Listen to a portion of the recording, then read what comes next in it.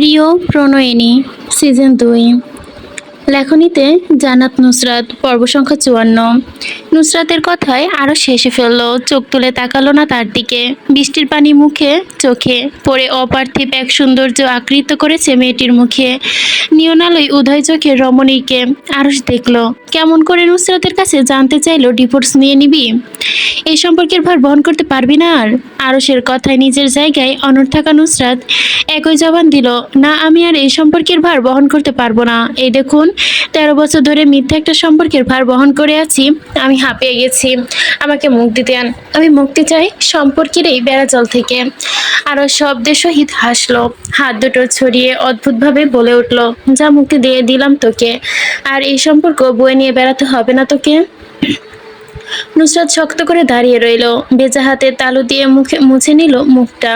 আবারও ভিজে উঠল তা। ঠোঁট টিপে নিজেকে সামলালো, বলে আর কোনোদিন আমার সামনে অধিকার নিয়ে দাঁড়াবেন না। কোনো অধিকার নিয়ে দাঁড়াবো না, মুক্ত করে দিলাম তোকে, যা যা। নুসরাত ঠোঁট বাঁকিয়ে তাচ্ছিল্য করে হাসলো। আরশকে জিজ্ঞাসা করলো, করুণা করছেন নাকি আমার ওপর? আমার এত সাহস নুসরাত নাসিরকে করুণা করব? আমি তো নিজেই তার কাছে করুণার পাত্র।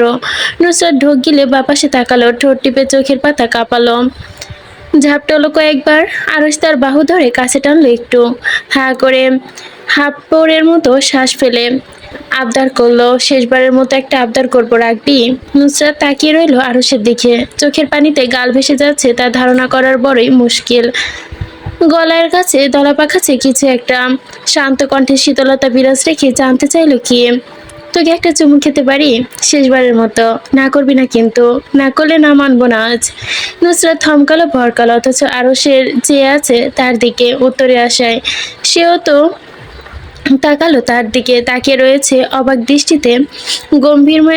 গম্ভীর জয় মোরা মুখটা যেন বুঝছে কি না বুঝছে জানে না লোকটা। রেস্টুরেন্টের ভেতর থেকে ভেসে আসে রং বেরঙের আলোকসজ্জার। আরশ দেখলো নির্মম নির্লিপ্ত মুখটা, মুখের প্রতিটি কোণ দেখলো। দুহাতে গাল চেপে ধরে বুড়ো আঙ্গুলের সাহায্যে মুখের পানি মুছে দিতে চাইলো, হলো না। বৃষ্টি এসে আবারও ভিজিয়ে দিয়ে গেল তা। আরশের প্রখর দৃষ্টি নিজের থেকে টের পেল, অনড়বিহীন থাকলো নুসরাত। সময় গড়ালো, উত্তর পেল না আরশ, পাবে বলে আশাও করলো না। বাতাসে বেদনার গ্রান তীব্র হলো যেন সময়ের সাথে তাল মিলিয়ে। বাড়লো ঝোড়ো হাওয়া, সেই ঝোড়ো হাওয়া উড়িয়ে দিল চিপচিপে হাওয়ার শার্ট। আরশের ধীরে ধীরে নুসরাতের ঠোঁটের দিকে ঝুঁকে আসলো, এক হাতে চোখের সানগ্লাসটা সরিয়ে নিয়ে নিজের পকেটে পড়লো, নাকের সাথে নাক ঘর্ষণ করলো, নাকের ঠোঁটের সাথে ঠোঁটের। নুসরাত অনুভব করলো তার শরীর কাঁপছে, অনুভূতির তীব্র জ্বরে সমগ্র দেহের অঙ্গ প্রত্যঙ্গ শিরা উপশিরা দুলছে। শরীর নিজেকে নিয়ন্ত্রণ হারাচ্ছে, মনে হচ্ছে পুষে রাখা অভিমান তীব্র থেকে তীব্র ঝড়ে পরিণত হচ্ছে অশ্রু নিয়ে।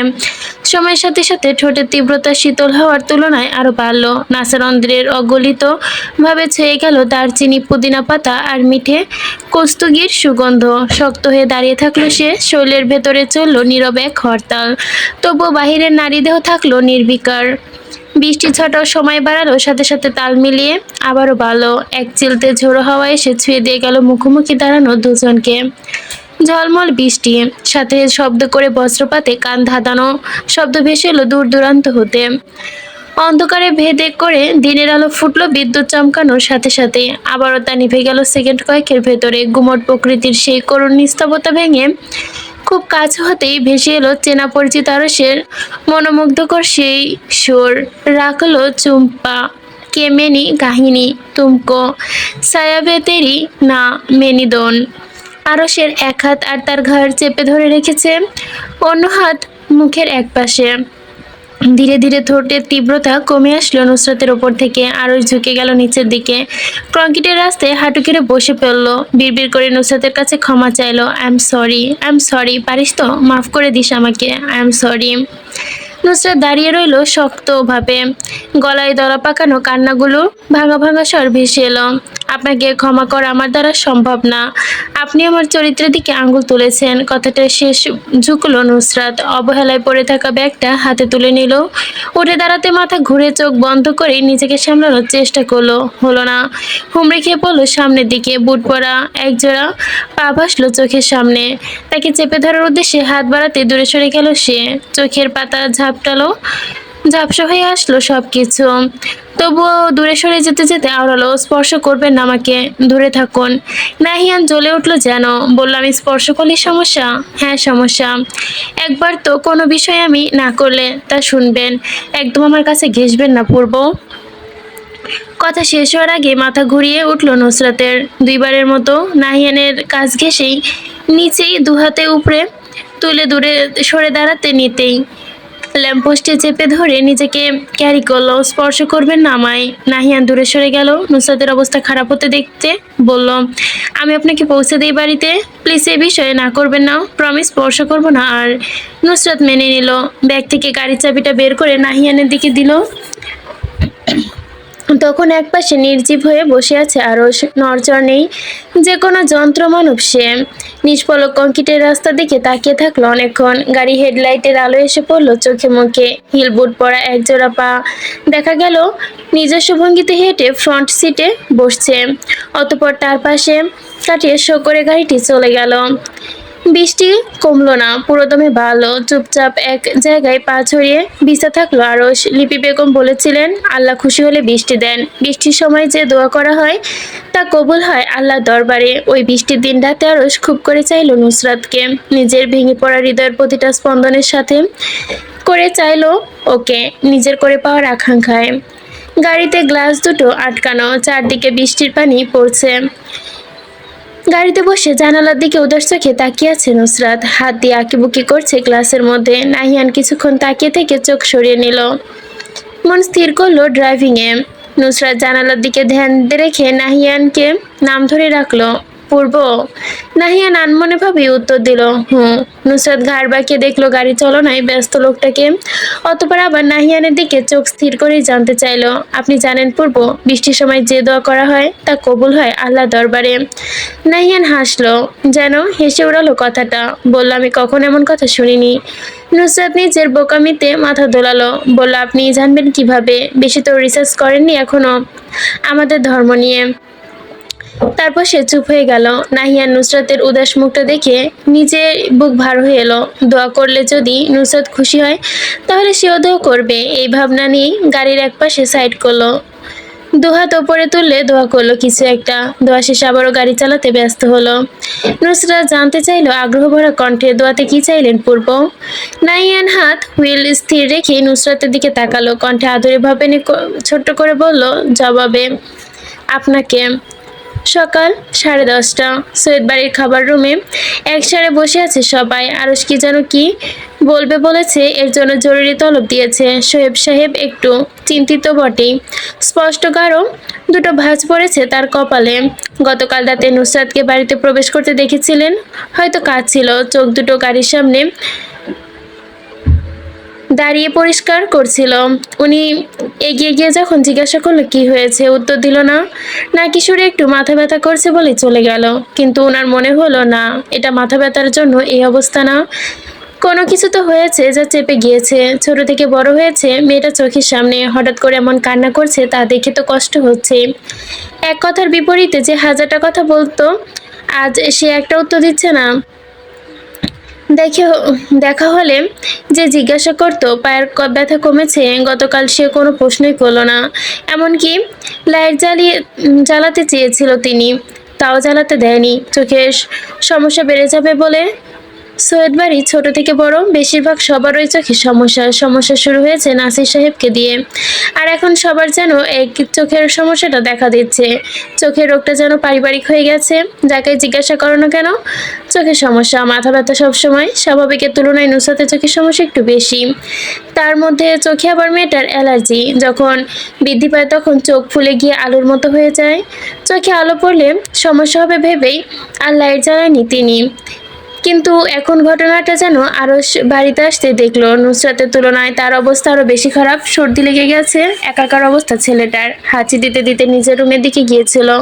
চোখ দুটো জ্বরের জন্য যেন লাল হয়ে গিয়েছে মোটামুটি। দুজনের অবস্থা দেখে ঠাহর করলেন কোন আকাম ঘটিয়েছে একে অপরের সাথে। এখন দেখার পালা কি ঘটিয়েছে এরা। এর মধ্যে আরশ এসে বসলো চেয়ার টেনে। আজ দেরিতে নাস্তা করা হচ্ছে আরশের জন্য। গায়ে ক্যালভিন ক্লাইন এর একটা হুডি আর শিরইন এর ডেমিন প্যান্ট, নিজের প্যান্ট টেনে নিল সামনে। কয়েকদিন যাবৎ ডায়েটে থাকায় লিপি বেগম তার জন্য ফুড সালাদ করেছে। ফর্ক দিয়ে কাটা আপেলের টুকরো মুখে দিতে দিতে বলল, নুসরাত আমাকে ডিভোর্স দিতে চাচ্ছে, তালাক চাচ্ছে আমার কাছে। সোহেব সাহেব খাওয়ায় হাত থামালো। হেলাল সাহেব নিজেও থমকালেন কয়েক সেকেন্ডের জন্য। বিষময় নিয়ে জিজ্ঞাসা করলো, কি বললে? আবার বলো। আরস আগের মতো নির্লিপ্ত, মাথা ঝোঁকালো প্লেটের দিকে। ঠোঁট টিপে আগের মতো করে বলল, ডিভোর্স চাচ্ছে। হাত গোটানো খাবার খাওয়া থামিয়ে দিল সকলে। কণ্ঠে তখন অবকতা রয়েছে। তুমি তালাক দিতে রাজি হয়েছ? আরস মুখে আরেকটু নাশপাতি ঢোকালো, বলল জি। সে হেলাল সাহেব যেন কথাটা শোনেনি। আশ্চর্যিত কণ্ঠ ওনার। সত্যি? আরস বাবার দিকে সরাসরি তাকিয়ে আগের মতো নির্বিকার স্বরে বলল, আমি মিথ্যা কথা বলি না পাপা। আর তালাকের মতো সেনসিটিভ বিষয় নিয়ে তো মিথ্যা বলবো না। আপনার কি মনে হয় আমি এই বিষয়টা নিয়ে মিথ্যা বলতে পারি? রোহিণী বেগম, ঝর্ণা বেগম, লুপি বেগম নীরব ভূমিকা পালন করছে। সোহেব সাহেব তালাকে আরশিনের দিকে তাকালো। কথাটুকু শুনে জিজ্ঞাসা করলেন, তাহলে তুমি তালাক দিচ্ছ নুসরাতকে? আরো শেষে উড়িয়ে দিল কথাটা, বলল, পাগল নাকি? কোন দুঃখে দিব? হেলাল সাহেব খ্যাক করে উঠলেন, তাহলে এই যে বলে তালাক দিবে বলে রাজি হয়ে এসেছো? বাচ্চা মানুষ বোঝে, বোঝ দিয়ে এসেছি। লিখিত তালাক নিবে কিভাবে? রেজিস্টার পেপার আছে নাকি? আরস কথা শেষ করে একটু হাসলো, বিগলিত কণ্ঠে বলে উঠল, সৈয়দ আজমল আলী আর যাই করুক, জীবনে আমাদের রেজিস্টার পেপার না করে দারুণ একটা কাজ করেছে। আরসের হাস্যোজ্জ্বল মুখ দেখে চেয়ারে বসে সবাই যেন অবাক। ইসরাত ঠোঁট টিপে হাসলো, বলল, আগেই দুঃখিত, বড়দের ভেতরে কথা বলছি ভাইয়া। আরশের দৃষ্টি আকর্ষণ করে ডেকে জাইনের দিকে তাকিয়ে আছে। তার দিকে তাকিয়ে বুঝতে পেরে ফিরে তাকালো না তার দিকে। একটু সময় নিল, অতঃপর বলল, আপনাদের রেজিস্টার পেপার আছে। আরো শক্ত চোখে তাকালো। চেয়ারের পেশি ওর সাথে শক্ত হলো। রূঢ় কণ্ঠ তার হিসিসে বলল, নেই ইসরাত। ইসরাত নিজের কথায় অটল রইল, চোখে চোখ রেখে বলল, আমি বলছি রেজিস্টার পেপার আছে ভাইয়া। আরো ঠোঁট বাঁকিয়ে হাসলো, শ্বাস ফেললো, বলল, ইসরাত আমি বিরক্ত হচ্ছি। যখন বলছি নেই তখন নেই, তুমি বারবার বলছো কেন? হেলাল সাহেব ইসরাতের সাথে জোর দিলেন, বলেন, আরস রেজিস্টার পেপার আছে এবং সরাসরিভাবে সেটা অনুমোদন করা নয়। মাস পূর্ণ হয়ে গেছে সরকারিভাবে এইটা। আরো অবাক হয়ে তাকালো হেলাল সাহেবের দিকে, তারপর ইসরাতের দিকে। বলল, বা আমার রেজিস্টার হয়ে গেছে অথচ আমি জানি না। সাইন কোথায় পেলেন আপনারা? আমার সাইন কোথায় পেয়েছেন বলেন? হেলাল সাহেব কাজ ঝাঁকালেন। আগের মতো নির্লিপ্ত থেকে বললেন, তুমি নিজেই তো করেছো। মনে করো একবার যে কিছু ডকুমেন্ট সাইন করিয়েছিলাম তোমাকে দিয়ে, তোমাকে বলেছিলাম পড়ে নিতে, তুমি তো পড়লে না, না পড়ে সাইন করে দিলে। আরো তাচ্ছিল্য করে হেসে বলল, রেজিস্টার পেপার রেজিস্টার অফিসে কে জমা দিয়েছে? ছেলের দিকে তাকিয়ে চোখে চোখ রেখে ভদ্রলোক বলেন, ইরহাম দিয়েছিল। আরস উঠে দাঁড়ালো, চল শক্ত, রাগের ভেতরটা দপদপ করছে। জিজ্ঞাসা করলো, কে কে জানতো মধ্যে আপনাদের মধ্যে আমাদের রেজিস্টার হয়েছে? ইসরাত উত্তর দিল এই কথার, আমি, নুসরাত, ইরহাম আর বড়াব্বু। আরস বিষময় বিমূর্ত নেত্রে তাকিয়ে থাকলো ইসরাতের দিকে। বেঘরে বিড়বিড় করে বলল, নুসরাতও জানতো? ইসরাত মাথা দোলালো, বলল, ও সাইন করার সময় আমার সামনে বসে করেছিল। আরো শ্লেষ মিশ্রিত হাসলো, কটাক্ষ করে সবাইকে নিয়ে। তাহলে আগে থেকে পরিকল্পনা ছিল বিয়ে ভাঙার, এই জন্যই তো আয়োজন করে আমাদের দেশে আনা হয়েছে। Impressive, nice, very nice. আমি আনন্দে আত্মহারা হয়ে যাচ্ছি, কথা হারিয়ে ফেলছি এই দারুণ সারপ্রাইজ পেয়ে। আরো থমকালো, হাতের মধ্যে দলা পাকিয়ে টেবিলের ওপর রাখা সৌন্দর্যবর্ধিত নরম তুলতুলে টেবিল ক্লথ বা হাত দিয়ে নিজের ঘাড়ে বোলালো। ঘাড় বাঁকালো বাবার দিকে, চোখ দুটো ঘুরিয়ে হেলাল সাহেবকে দেখলো। ঠোঁটের কোণে উঠল কটাক্ষ, আমি এক বোকা যে ভেবেছিলাম রাগের মাথায় বলেছে ডিভোর্সের কথা, কিন্তু এতজন আয়োজন করেছে চাচা ভাতিজি মিলে, তা তো আমি বুঝিনি। স্পিচলেস হয়ে গিয়েছি আমি আপনাদের কাছে। 2025 সালে আমি বেস্ট একটা সারপ্রাইজ পেয়েছি, যখন আমার তালাকের জন্য এত আয়োজন, তাহলে এইটুকু আয়োজন করে না হয় তালাকও দিয়ে দিলাম, সমস্যা নেই। কোর্ট থেকে ডেট নিয়ে আসবেন, কোথায় সাইন করতে হবে বলে দিবেন, সাইন করে দিব। আমি তো খেলার পুতুল, যে যেভাবে পারছে নাচাচ্ছে, এবারও নাচিয়ে নিতে দিলাম। আরো থমকালো, শ্বাস টেনে নিল, বলল, হ্যাঁ আপনার ভাতিজি নুসরাতকে বলবেন এসে এই বাড়িতে আমার সামনে বসে সাইন করতে, আমিও দেখবো কতটা সাহস ওর। আমার সামনে বসে সিগনেচার করে কিভাবে ও। হাতে দলা পাকানো টেবিল ক্লথ টেনে ধরে শক্ত করে কথা শেষ করে পিছু ঘুরল সে। প্লেটের খাবার পড়ে থাকলো ওইভাবেই, যেতে যেতে হাতের মুষ্টি পাকানো টেবিল ক্লথ ওইভাবেই টান দিল পুরো। টেবিলের চামচ, প্লেট, পিরিচ, বাটি, খাজ সব কাটা টাইলসের মেঝেতে পড়ে ঝনঝন শব্দ তুলে ধারাম ধারাম করে ভাঙলো সবকিছু। রুহিনী বেগম ভয় একলা বেদ ছিটকে দূরে সরে গেলেন। শোয়েব সাহেবের ওপর গরম গরম গোস্তের তরকারি এসে পড়েছে, ছিটকে গিয়ে মশলা লাগলো ঝর্ণা বেগমের গায়ে। আরো যেতে যেতে এমন কাণ্ড ঘটাবে কেউই টের পায়নি। তাদের মধ্যে বেঁচে গিয়েছে জাইন আর ইসরাত। স্বামী স্ত্রী বিপদ দেখেই দুজনে আগে ভাগে তল্লি তপলা গুটিয়ে সরে গেছে। রাতের আলো নিভে গিয়েছে, দিনের আলো ফুটেছে অনেক পূর্বে। রাতের বেলা এসেছে, বিছানায় কাতা মুড়ি দিয়ে শুয়ে পড়েছিল নুসরাত ঘন্টাখানেক বৃষ্টি ভেজার জন্য, আবার আধ ঘন্টা ভিজে কাপড় থাকার জন্য। শরীরে গায়ে কাঁপিয়ে জ্বর এসেছে, তবুও কি বলার জন্য সকাল 11টায় বাড়িতে থাকা সবাইকে বলেছে ড্রয়িং রুমে থাকার জন্য। এ বাড়িতে আবার 10:30টায় আরুষ বলেছে কিছু একটা বলবে। দুপক্ষে সবাই টেনশনে আছে কি হবে। ঘড়ির কাঁটা 10টা পেরিয়ে 11টায় ঠেকতেই সিঁড়ি বেয়ে নেমে আসলো নুসরাত। জ্বরের জন্য একদিকে মুখ এইটুকুনি হয়ে আসছে, ঠোঁট ফেটে গেছে, চোখে দাগ দপদপ করছে, ঘুমহীনা চোখে লাল হয়ে গেছে, কোটো থেকে বেরিয়ে আসাটুকু যেন বাকি। গায়ে ক্যালভিন স্লাইড একটানা লাগিয়ে রেখেছে, গায়ে ক্যালভিন ক্লাইটের একটা টি শার্ট, মাথার ওপরে মোটা কম্বল, পা খালি, ঠান্ডা মেঝেতে আঙ্গুলে ভর দিয়ে গোড়ালি উঁচু করে হাঁটছে। সিঁড়ি দিয়ে নেমে এসে ধপাস করে বসে পড়লো সোফায়, গলা ছেড়ে ডাকলো আব্বা। নাসির সাহেব রেডি হয়ে আছেন অফিসে যাওয়ার জন্য। নুসরাতের জরুরি আলোচনার জন্য এখনো যাওয়া হয়নি অফিসে। ফর্মাল গেটআপে নেমে আসলেন। নাজমিন বেগমের কথায় মুখে দাড়ি রাখতে শুরু করেছেন সে। তা লম্বা হয়েছে কিছুটা, মাথায় চুল পাক ধরেনি একদম, শুধু দাড়িগুলো দেখা যাচ্ছে, পাক ধরেছে মোটামুটি। নুসরাত তাকিয়ে তাকিয়ে দেখলো বাবার নেমে আসা। একে একে এসে বসলো বাড়ির সকলের সোফায়। সৌরভী নিজেও যোগ দিয়েছে আলোচনা সভায়। গতকাল থেকে তার ব্যবহার অদ্ভুত পরিবর্তন হয়েছে, সবাই মোটামুটি অবাক, তবুও মানিয়ে নিচ্ছে ভেবে খুশিতে ভেতরে ভেতরে সবারই ভালো লাগছে। নুসরাত গলা খাকারি দিল। নাসির সাহেব জিজ্ঞাসা করলেন এত জরুরি আলাপ কেন রেখেছ?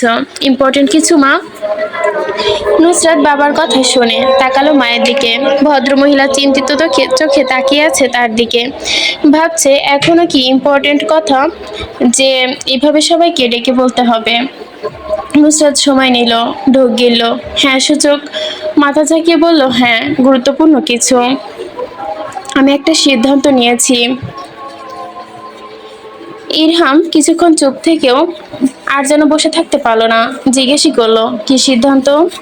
নুসরাত মায়ের থেকে দূরত্ব বাড়ালো, ইরহামের চোখের দিকে ইশারা দিয়ে কিছু বোঝালো, শান্ত কণ্ঠে একটানা বলে চললো, আমি তালাক নিচ্ছি আরুষ ভাইয়ের কাছ থেকে। নাজনীন বেগম কথাটা বিশ্বাস করলেন না, হেসে উড়িয়ে দিলেন, বললেন দূর, এসব কেমন কথা, সবাইকে ডেকে নিয়ে মজা করছিস? নুসরাত হাসলো না মায়ের কথা, আগের মতো গম্ভীর মুখটা আগের মতো গম্ভীর রেখে বলে উঠল, আমি মজা করছি না মা, আমি ডিভোর্স নিচ্ছি। নাজনীন বেগম হাসলেন নুসরাতের কথায়, বললেন অফিসিয়ালি ডিভোর্স তোদের হবে না। নুসরাত ঠোঁট টিপলো, হাসলো সামান্য, বলল হবে আম্মা, সব হবে। বড় আব্বু আমার সিগনেচার অনেক আগেই রেজিস্টার পেপারে নিয়ে নিয়েছে। নাজনীন বেগম অবাক হয়ে জিজ্ঞাসা করলেন কবে? নুসরাত তপ্ত শ্বাস ফেলে বলল, জানুয়ারিতে। নুসরাত কিভাবে জানুয়ারিতে সিগনেচার করলি রেজিস্টার পেপারে, আর উনি বা পেল কিভাবে তোকে? নুসরাত হাসলো এবারও, বলে ইরহামের হাতে করে পাঠিয়েছিলেন। নাজনীন বেগম ইরহামের দিকে তাকালেন, সত্যি বলছে নাকি মিথ্যা বলছে জানার জন্য। ইরহাম মাথা দুলালো, সততা প্রমাণ দিল। অতঃপর আবারও মেয়ের দিকে তাকিয়ে তিনি ভীষণ আশা নিয়ে জিজ্ঞাসা করলো, আর আরশের সিগনেচার? যেন আরশের সিগনেচার না থাকলেই বাঁচেন, কিন্তু ওনার সেই খুশিতে যেন এক বালতি জল ঢেলে নুসরাত উত্তর দিল প্রশ্নের, আগে থেকেই সাইন করা ছিল ওনার। নাসির সাহেব এখানে চুপচাপ তাকিয়ে আছে মেয়ের দিকে, একটা বাক্য ব্যয় করেনি এখন পর্যন্ত। বিষয়টা যেন তিনি বুঝতে পারছেন না, বিড়বিড় করলেন, তুমি ডিভোর্স নেবে, এত বড় সিদ্ধান্ত নিয়ে নিলে আর আমাদের সাথে একটাও আলোচনা করলে না? নুসরাত বাবার দিকে তাকালো, বলল এখানে আলোচনা করার মতো কিছু নেই আব্বা।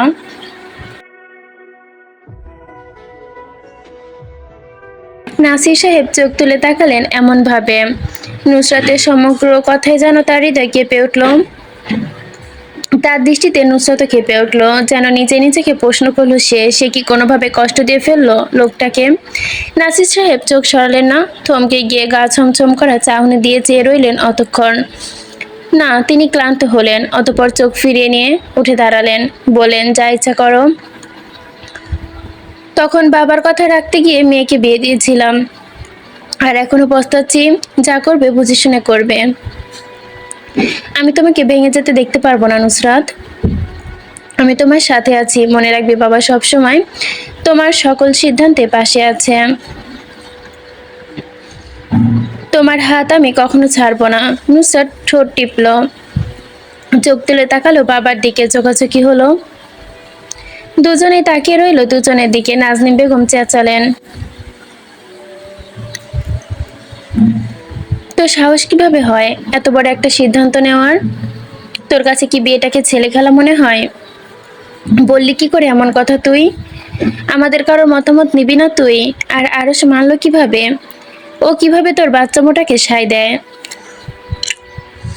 নুসরাত মায়ের দিকে তাকিয়ে হাসলো, এগিয়ে গিয়ে হাঁটু গেড়ে বসলো। নাজনীন বেগমের অতিরিক্ত ক্রোধে আর রাগে চেতনা যেন হারিয়ে ফেলেছে। ঠাস করে বসালেন মেয়ের গালে এক চড়। নুসরাত নড়ল না, চলল না, ওই রকমই বসে রইল। ঠোঁট ফুলিয়ে হাসলো, জিজ্ঞাসা করলো, আরেকটা মারবে মা? মারো বলে গাল পাতিয়ে দিল। নাজনীন বেগম মারলেন না, অশ্রুসিক্ত চোখে চেয়ে রইলেন তার দিকে। নুসরাত থতনি ঠেকালো মায়ের কোলে, ঠোঁট কামড়ে কান্না আটকানোর চেষ্টা হলো না। এক পাশলা বৃষ্টি ন্যায় ঝরে পড়লো গাল বেতা, মাথা এলিয়ে দিল কোলে, বিড়বিড় করলো পাগলের ন্যায়, আমি ভালো নেই আম্মা, আমি ভালো নেই, আমার দম আটকে আসছে। এই সম্পর্ক বয়ে বেড়ানো আমার দ্বারা সম্ভব না আম্মা। নাজনীন বেগম কথা বলার ভাষা খুঁজে পেলেন না, কাপা এক হাতে ধরে দাঁড়ালেন মেয়েটাকে। নাসির সাহেব তখনও স্থির দাঁড়িয়ে, স্ত্রী আর মেয়ের কাণ্ড দেখে। ইরহাম তড়িৎ বেগে উঠে দাঁড়ালো, থাই গ্লাস লাগিয়ে দিল শক্ত হাতে। এরই মধ্যে বাড়িতে প্রবেশ করলো জাইন ইসরাত। ইরহাম এমন হন্তদন্ত হয়ে জানাল লাগাতে দেখে ইসরাত ভুরু কুচকালো, জিজ্ঞাসা করলো, কি হয়েছে? ইরহাম ইশারায় দেখালো নুসরাতকে, মিহি কণ্ঠে বলল, কাছে। ইসরাত আটকে উঠলো যেন, বলল, আগে বলবি না গাধা একটা? জাইন ইসরাত আর ইরহামের কথোপকথন শুনে এগোতে চাইলো, কিন্তু তাকে ঠেলে বাহির থেকে বের করে দিল ইসরাত। সে আশ্চর্য হওয়ার সময়টুকুও পেল না। মুখের উপর দরজা আটকাতে আটকাতে মেয়েটা বলল, যা দেখছেন ভুলে যান। জাইন ভুরু কুচকালো, শক্ত কণ্ঠে জানতে চাইলো, কেন ভুলে যাব? ইসরাত রাগী মুখ বানালো, নাকের পাটাতন চূড়ান্ত তুলনায় ফুলিয়ে তুলল, আমি বলেছি তাই। জাইন পকেটে হাত পড়ল, বলল, আমি মসজিদের মাইকে গিয়ে বলে আসবো আপনার বোন কাঁদছে। ইসরাত তেড়ে আসলো দরজা ছেড়ে, বলল, আপনার সাহস দেখে আমি অবাক হয়ে যাচ্ছি। আপনি ঘরের খবর বাহিরে স্পর্ধা দেখান কিভাবে? জাইন নির্লিপ্ত দাঁড়িয়ে রইল, গম্ভীর চেয়েও সহিত বলল, আমার সাথে বেয়াদবি করছেন কেন আপনি? আমি সামান্যই তো দেখলাম, বেচারি আরশকে ছেড়ে দেওয়ার দুঃখে কিভাবে কাঁদছে। ইসরাতের ইচ্ছে হলো জাইনকে মাটিতে ফেলে কয়েকটা লাথি বসিয়ে দিতে, কিন্তু সে তা পারছে না। তাই কোনো রকমের রাগ নিয়ে নিল গিলে ভিতরে। হাসার চেষ্টা করে বলল, জাইন, এই বাড়িতে যা দেখছেন ও বাড়িতে যেতে যেতে সব ভুলে যাবেন প্লিজ। জাইন গাল টেনে দিল ইসরাতের, বলে, এভাবে কিউট পাই হয়ে বললে তো আমি মেনেই নিতাম। এতক্ষণ কষ্ট দিলেন ইসরাত। কথা শেষে শক্ত করে গালে একটা চিমটি কাটলো জাইন, অতপর হেলে দুলে চলে গেল সামনে। কভার্টের ভেতরে পা গুটিয়ে বসে আছে আহান, হাতের তাকে আলোচনায় নেওয়া হচ্ছে না, এজন্য সে এখানে এসে ঠাঁই নিয়েছে। শুনতে চাচ্ছে নুসরাত কি বলে। কান দুটো খাড়া করে খরগোশের মতো কভার্টের দরজায় কান লাগিয়ে বসে আছে কথা শোনার জন্য। ইসরাত নাকশি মুখে নুসরাতের সামনে বসে আছে, তার পাশে আবার ইরহামও বসা। চোখ মুখ দেখে বোঝা যাচ্ছে ভীষণ খেপেছে দুজন। নুসরাত ভাবেহীনভাবেই তাদের সম্মুখে চুপচাপ ঘো ঘো করে উঠতেই ইসরাত প্রশ্ন করলো, প্রথমে ডিভোর্স যখন দিবি তখন কাঁদছিলি কেন? নুসরাত আকাশ থেকে পড়লো যেন, সেকেন্ডের ভেতর অস্বীকার করলো, আমি কাঁদছি? আশ্চর্য, কখন? ইরহাম দুহাতে গলা টিপে ধরতে ইচ্ছে হলো নুসরাতের, বলে, সব নাটক কমিয়ে করবি, আর মিথ্যা তো একদমই বলবি না। আমি মিথ্যা বলি না ইরহাম। ইরহাম ঠাট্টা করলো নুসরাতকে নিয়ে। তা তো আমি খুব ভালোই দেখলাম, কতটা সত্যবাদী আপনি। ইরহামকে থামিয়ে দিল ইসরাত, বলল, আমরা পয়েন্ট রেখেই অন্যদিকে চলে যাচ্ছি। ইসরাত তাকালো নুসরাতের দিকে, জিজ্ঞাসা করলো কঠোর গলায়, তুই ভালোবাসিস আরশকে? নুসরাত ঘুরে গেল যেন কথাটুকু খেয়ে। ইসরাত ইশারায় ধমকে উঠল, একদম কথা ঘোরাবে না, এক থাপড়ে দাঁতের মাড়ি ফেলে দিব। নুসরাত আর কথা ঘোরালো না, স্পষ্ট কণ্ঠে বলে উঠল, আমি ভালোবাসায় বিশ্বাসী না ইসরাত। ঠিক আছে, বিশ্বাসী না, পছন্দ করিস তো নাকি তাও করিস না? নুসরাত রুড়ো গলায় ইসরাতকে ছুড়ে দেওয়া প্রশ্নের উত্তর দিল, তাও করি না, আমি ঘৃণা করি আরশ ভাইকে। ইরহাম আর ইসরাত হাততালি দিল। কটাক্ষ মিশ্রিত কণ্ঠে বলল, ভদ্রমহিলার জন্য হাততালি দিত ইরহাম। ইরহামও হাততালি দিল। দুজনে খ্যাক খ্যাক করে হাসলো। ইরহাম শিওরিটি নিতে জিজ্ঞাসা করলো, তুই শিওর তো তালাক দিবি? পরে কিন্তু আর কোনো রাস্তা থাকবে না ফিরে আসার। আমি ফিরে আসার চেষ্টাও করব না। আমি যেদিক থেকে একবার মুখ ফিরিয়ে নেই সেদিকে আমার ছায়াও ফেলি না। ইরহাম বলল, ভালো, মনে থাকে যেন নিজের সিদ্ধান্তে, ভবিষ্যৎ যেন পস্তাতে না হয়। নুসরাত কঠোর কণ্ঠে বলল, আমি কোনো সিদ্ধান্ত নিয়ে নিলে তা থেকে কখনো পস্তায় না, ভবিষ্যতেও পস্তাবো না। ইরহাম বিড়বিড় করলো, দুটোই খবিস, ভাঙবে তো মস্কাবে না। ইসরাত জোর দিল নিজের কথায়, অবিচল চোখে বোনের দিকে তাকিয়ে থাকলো অতক্ষণ।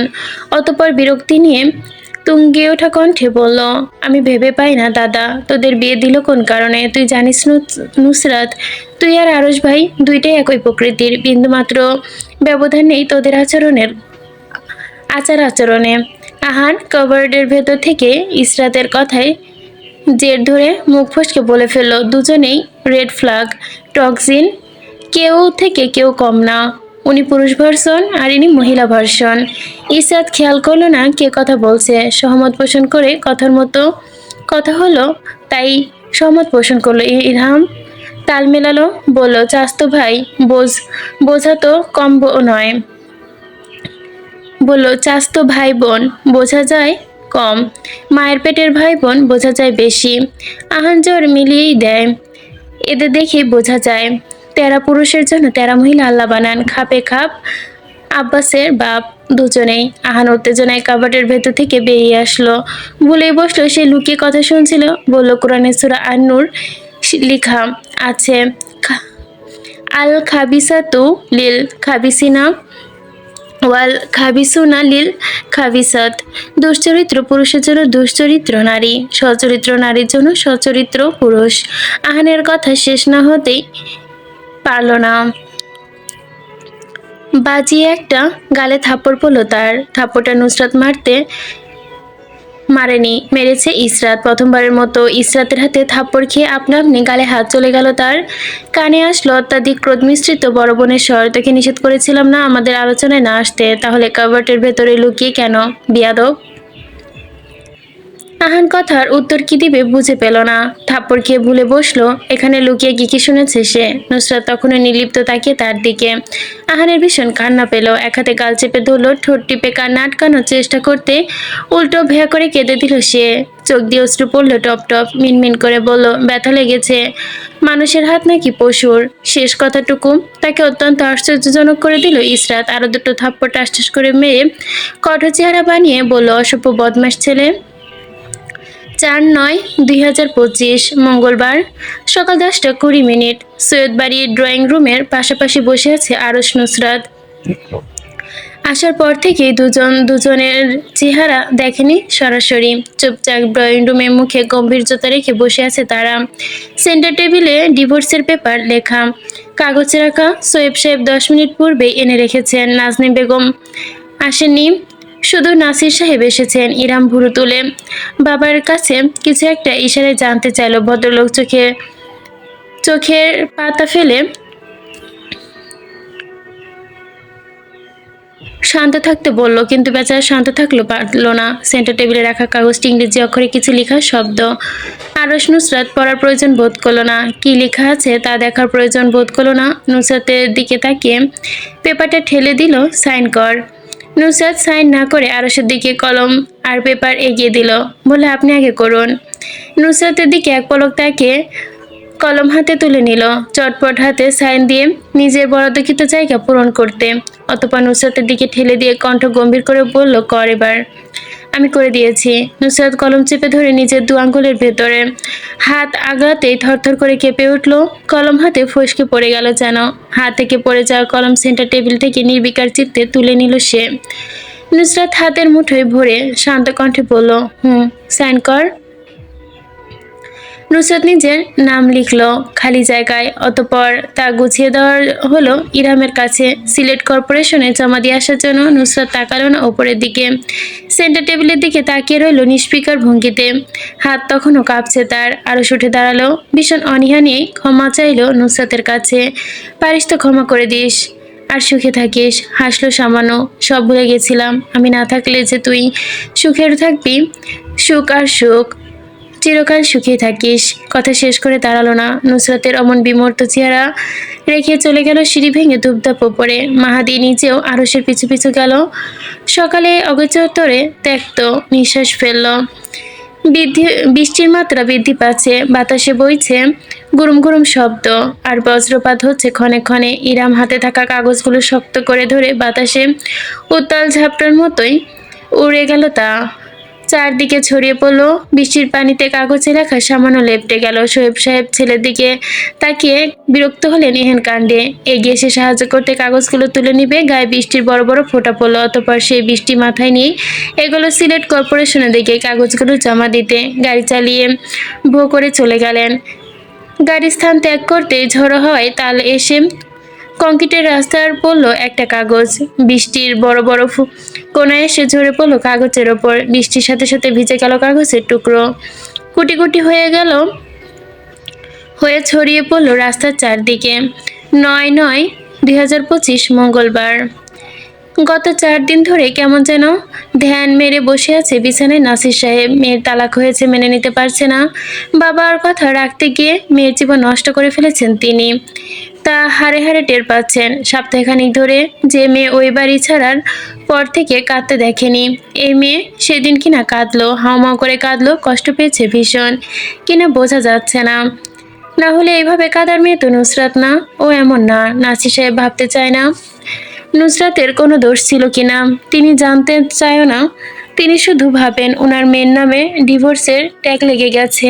এই চিন্তা করলে তার ভেতরটা পড়ে যায়। নুসরাতের ডিভোর্সের 4 দিনের দিন গা কাঁপিয়ে জ্বর আসলো ওনার, খিঁচুনি উঠলো, শরীর খারাপ হলো ভীষণ। রাতের অন্ধকারে অ্যাম্বুলেন্সে ডাকা হলো বাড়িতে। নাজনী বেগম, ইরহাম আর নুসরাত মিলে নিয়ে গেল হাসপাতালে। ভর্তি করা হলো নাসির সাহেবকে। সারা রাত নাজনী বেগম কেঁদেই কাটালো, আর নুসরাত তার সারা রাত কাটলো ডাক্তারের সাথে আলাপ আলোচনা করতে। 10/9/2025 বুধবার সকাল 8টা 29 মিনিট। যাই নিজের লাগেজ গোছাচ্ছিল, ইসরাত তা চুপচাপ দেখছে, কথা বলছে না। গতকাল রাতে তাদের ঝগড়া হয়েছে। ফ্রান্স ফিরে যাওয়ার ডেট ছিল অক্টোবরের 20 তারিখে, তা হেলাল সাহেব পিছিয়ে এনেছে এই সেপ্টেম্বরের 15 তারিখে। এখান থেকেই সবাই গোছগাছ করছে, ফিরে যাবে ফ্রান্সে। এখানে থাকলে আরও স্বাভাবিক জীবনে ফিরতে পারবে না তাদের ধারণা। আরশ রুমের ভেতর দরজা লাগিয়ে বসে আছে, পাগলের মতো ব্যবহার করছে। সেদিন থেকে আকস্মিক এমন ঘটনা ঘটে যাবে ভাবেনি তো কেউ। ভাবনার ঊর্ধ্বে ঘটনায় মন মস্তিষ্ক মেনে নিতে পারলেও কেমন যেন চুপ মেরে গেছে সবাই। ইরহাম বলেছিল দেশের কোনো সাইকোলজিস্ট দেখানোর জন্য, যায় না, এই বিষয়ে প্রতিবাদ জানিয়েছে। বাংলাদেশের মানুষের মধ্যে এ দেশের চিকিৎসা ফালতু আলতু, এসব বলছে সে। বিদেশে গিয়ে ভাইকে উচ্চমানের সাইকিয়াট্রিস্ট দেখাবে, এ নিয়ে তর্ক বিতর্ক হয়েছে অনেক। ইসরাত প্রতিকার করেছে নিজের কাছে, জান যতক্ষণ ক্ষমা চাইবে না ততক্ষণ তাকে ক্ষমা করবেও না সে। সকাল 11টা নাগাদ সৈয়দ বাড়িতে এসে ইরহাম তাড়াহুড়ো করে খবর দিল নাসির সাহেব হার্ট অ্যাটাক করেছে কাল রাতে, এখন হাসপাতালে ভর্তি, শরীরের অবস্থা অবনতির দিকে যাচ্ছে। খবরটা জানিয়ে হন্তদন্ত হয়ে বাড়ি থেকে বের হয়ে গেল সে। ইসরাতের কানে যেতেই ঝড়ের গতিতে নিজে কিছুক্ষণ পূর্বে মনে মনে প্রতিজ্ঞা করা ভেঙে দিয়ে নিজেই উদ্গ্রীব কণ্ঠে বলল, জান প্লিজ, কোনোভাবে দেশে থাকা যায় না? দেখুন বাড়িটার কি অবস্থা, এই মুহূর্তে আপনাদের চলে যাওয়া কি উচিত হবে? জান কাপড় গুছিয়ে রাখা হাতটি থামালো, চোখ তুলে তাকে নিজের ভঙ্গিও ভীষণ স্বার্থপরী ন্যায় উত্তর দিল, না থাকা যায় না ইসরাত। আমার ভাইয়ের অবস্থা দেখছো তুমি, ও নিজের মধ্যে নিজে নেই। এর মধ্যে তুমি বলছো আমাদের দেশে থাকার কথা, তোমার বিবেক কোথায়? বিবেক নেই? আর আমার থাকতে কি মেজো বাবা সুস্থ হয়ে যাবে নাকি? সুস্থ হয়ে গেলে তো ভালো, আর সপ্তাহখানিক তো আছি, আর যদি না হন আমরা ফিরে যাবো ইসরাত। কোনোভাবে থাকতে পারবো না, থাকা সম্ভব না। ইসরাত স্বার্থপরের মতো কথা বলা লোকটির দিকে তাকালো বিস্ময় নিয়ে। বিয়ের 20 দিন আছে তাদের, 20 দিনে টের পেল সে জাইন ভীষণ স্বার্থপর। অবিশ্বাস্য চোখে তাকিয়ে চোখের নেত্রপল্লব ঝাপটালো। যা শোনা তা ভুল প্রমাণ করতে চাইলো সে, কিন্তু হলো না। চোখ টিপে নিজেকে সামলানোর চেষ্টা করলো। বিশ্বাস ভেঙে অবিশ্বাসের চোখে তাকালো এবার। পৃথিবীর এক একটা মানুষের মনে এক একটা মিথ্যাবাদী। বিড়বিড় করে আনমনে মিথ্যাবাদী এতদিন ধরে একটা একটা করে কথা সাজিয়ে মিথ্যা বলেছেন আপনি আমার সাথে। আপনি একটা স্বার্থপর জাইন, আমি কিভাবে ভুলে গেলাম। একজন স্বার্থপর লোকের স্বার্থপর একজন স্বার্থপর লোকের সন্তান স্বার্থপর না হয়ে পারে কখনো? শ্বাস আটকে আসলো তার। বুক ধড়ফড় করছে ইতিমধ্যে। শ্বাস আটকানো অবস্থাতেই বিশ্বাস হারানো যন্ত্রণায় বুক ফাটলো যেন করুণভাবে। আপনি জানেন কি জাইন, আপনার ভাই আরশ আপনার থেকে 1000 গুণ ভালো। মুখে যা বলুক মনে তার অন্তত বিষধর সাপ নেই। মুখে একটা, অন্তরে আরেকটা। তার আমি স্বার্থপর একজনকে বিয়ে করেছি, 20 দিনে সংসার করেছি তার সাথে। আল্লাহ লালত পড়ুক আমার ওপর। তার কথা বলার মধ্যে জাইন এসে হাত ধরতে চাইলো, ইসরাত ধরতে দিল না। সতর্কতা অবলম্বন করে দূরে সরে গেল। তারপর জাইন চাইলো তার হাত ধরতে, ইসরাত সায় দিল না তাতে। জোর জবরদস্তি করতে নিলে ঠাস করে একটা চর বসে দিল জাইনের গালে। ক্রোধে অন্ধকার হয়ে গিয়েছে সে। মুখ চোখ কেমন লাল হয়ে আসলো তার। কাঁদতে চাইলো, কিন্তু এই মুহূর্তে মনকে কাদার জন্য সায় দিতে পারল না সে। জাইন বুঝতে পারেনি। হাত ধরে বোঝার চেষ্টা করলে থাপ্পড় মেরে বসবে মেয়েটা। যতক্ষণে সম্বিত ফিরল ততক্ষণে দেরি। ইশরাত হিসিস করতে করতে নিজেকে লাগেজ গোছাচ্ছে। শব্দ করে লাগেজ আটকে দিয়ে দরজা ছেড়ে বেরিয়ে যেতে চাইলো। জাইন হাত চেপে ধরলো, আবারও জেদ নিয়ে বলল, আমি তোমাকে যেতে দিব না। ইশরাত হাত ছাড়ানোর চেষ্টা করলো না। চোখ মুখ লাল হয়ে থাকায় ঘাড় ঘুরিয়ে হিংস্র জন্তু ন্যায় রাগে শ্বাস ফেললো ঘুঘু করে।